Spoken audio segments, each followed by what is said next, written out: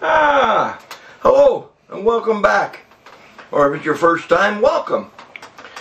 We're at step 10.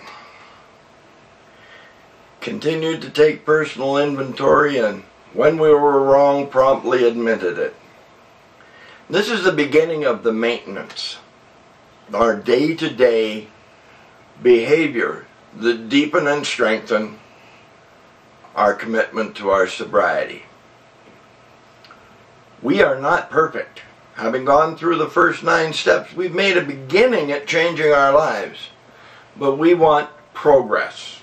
And to do that, there is a specific formula that we need to do on a daily basis to keep us anchored in that sobriety. It says in the big book that we have a daily reprieve based upon our spiritual condition for that day.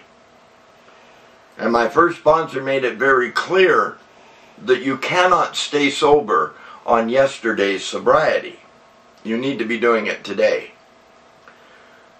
I would suggest that you start the day with prayer or connecting with your higher power in whatever way you choose to connect with your higher power.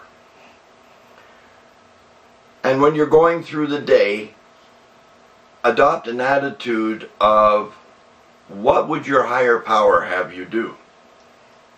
How would you live your life in a positive way?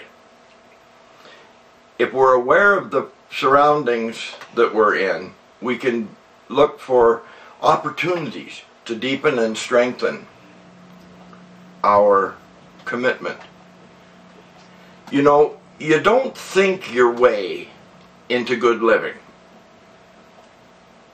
All the knowledge in the world is not going to help you live better. You live your way into good thinking. If you want to be a kind and loving person, go do kind and loving things. And what are you? Your behavior indicates you're a kind and loving person. And isn't that what the goal is? I found a secret for me that really works is random, anonymous acts of kindness. Going and doing little things, not grandiose things that feed into our ego, but little things for other people anonymously. And what's really good is when you can do it for them and they don't even know you've done it. You start to develop a concept of the sacred. And the sacred is that which is between you and your higher power. Not meant for anybody else. It's between you and your higher power. And those are the building blocks. That sacredness is the building block upon which you develop your sobriety. Continuing to take personal inventory is just a daily maintenance. At the end of the day, you sit and you think, is there any place here in this day where I might need to make an apology, where I might have behaved badly? What were my motivations for doing what I was doing? Page 86 in the big book is a great way to start the day, upon awakening. Upon awakening, let us think about the 24 hours ahead. We consider our plans for the day. That starts first thing in the morning, that conscious contact or that attempt for that conscious contact with your higher power. And then upon retiring, it says in the book, we review our day and we look for places where we might need to make an amends. And if we find those places, we make that amends as promptly as we can. And in this manner, we start to live our way into good thinking. Because our thinking changes. We lose that selfish self-centeredness. We start taking interest in those people around us, and we become invested in their well-being.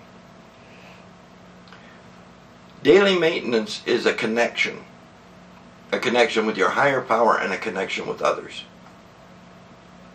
And that's what we're meant to do. And it goes all the way back to our tribal history, when our well-being was directly dependent upon the well-being of our tribe or of our group.